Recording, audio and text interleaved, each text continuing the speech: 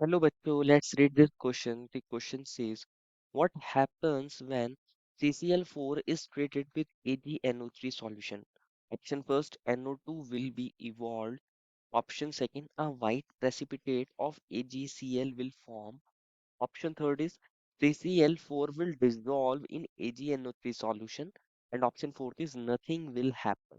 बच्चों इस क्वेश्चन में हमें बोला गया है कि अगर हम CCl4 को बच्चों AgNO3 सॉल्यूशन के साथ ट्रीट कराते हैं तो क्या देखने को मिलता है। क्या वहाँ पे फर्स्ट ऑप्शन में बोला है NO2 गैस इवॉल्व होगी या फिर वहाँ AgCl के वाइट प्रेसिपिटेट बनेंगे। थर्ड में बोला है कि CCl4 जो होगा बच्चों वो डिसॉल्व हो जाएगा AgNO3 सॉल्यूशन के अंदर।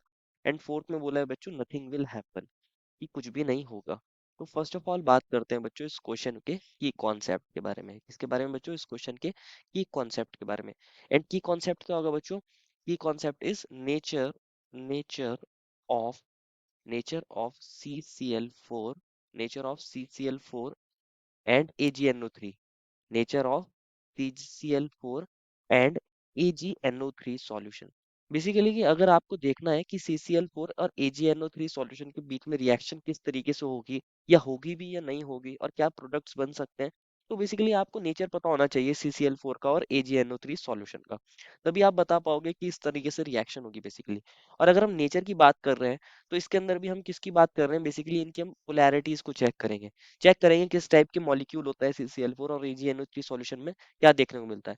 बेसिकली अगर बात करी जाए CCl4 की, कार्बन टेट्राक्लोराइड की, तो बच्चों आप जानते हो यहाँ इस कार्बन से 4 Cl ग्रुप अटैच होते हैं। 4 Cl, एक ये Cl, एक ये Cl।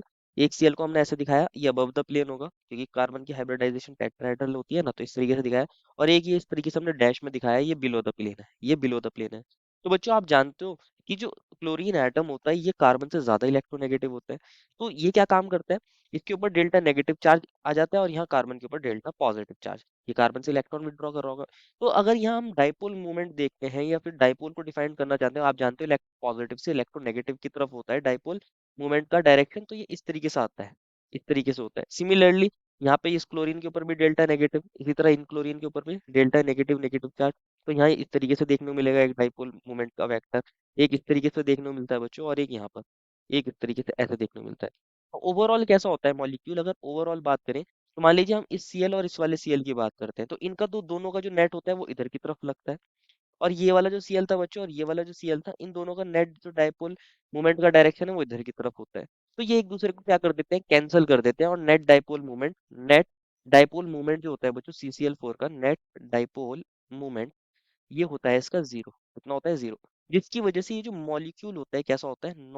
Polar non polar molecule होता है, नॉन पोलर मॉलिक्यूल होता है CCl4 का। साथ ही इंपॉर्टेंट चीज क्या है बच्चों, CCl4 के अंदर अगर हम कार्बन और क्लोरीन की बात करें, इनके बीच में जो बॉन्ड है हमने इस तरीके से लिख लिया है, ये Cl है, अगेन ये Cl है और एक Cl ये रहा।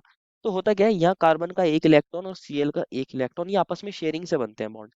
कार्बन और क्लोरीन ने जो बॉन्ड बनाया है ये शेयरिंग से बना है। और ये शेयरिंग से बनता है, ये होता है कोवलेंट बॉन्ड। ये कैसा होता है? कोवलेंट बॉन्ड होता है। ये जो कंपाउंड है बेसिकली CCl4 जो है एक तरीके से कोवलेंट कंपाउंड है। क्या बोल सकते हो आप इसको? कोवलेंट कंपाउंड होता है। इसके अंदर कार्बन और क्लोरीन के बॉन्ड्स कैसे हैं? कोवलेंट बॉन्ड है।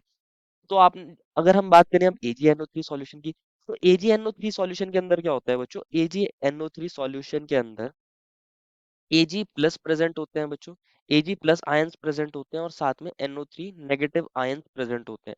एक Ag प्लस आयंस होते हैं, NO3 नेगेटिव आयंस प्रेजेंट होते हैं। एक काइंड सॉल्यूशन के अंदर ये आयनिक फॉर्म में रहते हैं। किस फॉर्म में रहते हैं? आयनिक फॉर्म में रहते हैं। आयनिक फॉर्म में रहते हैं। आयनिक फॉर्म के अंदर Ag प्लस होगा और NO3 नेगेटिव होगा। तो अब अगर आप देखोगे यहाँ Ag प्लस है, NO3 नेगेटिव है, ये कैसा सॉल्वेंट है? एक तरीके से काफी पोलर सॉल्वेंट बोल सकते हो आप।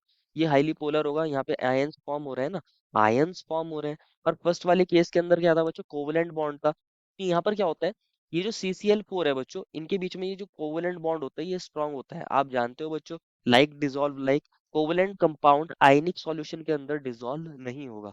कोवलेंट कंपाउंड आयनिक सॉल्यूशन के अंदर डिसॉल्व नहीं होगा। कोवलेंट, अगर आप कोवलेंट कंपाउंड को एक आयनिक सॉल्यूशन के अंदर या हाईली पोलर सॉल्यूशन के अंदर डालते हो बच्चों, आयनिक सॉल्यूशन के अंदर डालते हो, आयनिक सॉल्यूशन के अंदर डालते हो, या फिर एक हाईली पोलर सॉल्यूशन ले लो आप, हाईली पोलर सॉल्यूशन। तो पोलर क्योंकि ये जो हमारा नॉन पोलर कोवलेंट कंपाउंड है बेसिकली, ये कैसा है, नॉन पोलर कोवलेंट कंपाउंड। और जो हमें IgNO3 है, ये आयनिक सॉल्यूशन है एक तरीके से, highly polar solution, highly polar solution. इसके अंदर बच्चों ये जो कोवलेंट कंपाउंड है ये डिसोसिएट ही नहीं होगा, डिसोसिएट नहीं होगा तो रिएक्शन नहीं देगा, कोई रिएक्शन यहाँ पर बेसिकली नहीं होगी, यहाँ पर कोई भी रिएक्शन नहीं होगी। अगर आप CCl4 को AgNO3 सॉल्यूशन में डाल दोगे बच्चों, AgNO3 के सॉल्यूशन में डाल दोगे, AgNO3 सॉल्यूशन, तो यहाँ पर क्या होगा बच्चों, नो रिएक्शन, कोई भी रिएक्शन नहीं होगी, कोई भी रिएक्शन नहीं होती। अगर CCl4 पोलर भी होता तब भी वो AgNO3 के अंदर डिसोसिएट कर जाता, लेकिन यहाँ पर ये जो CCl4 है ये नॉन पोलर मॉलिक्यूल है।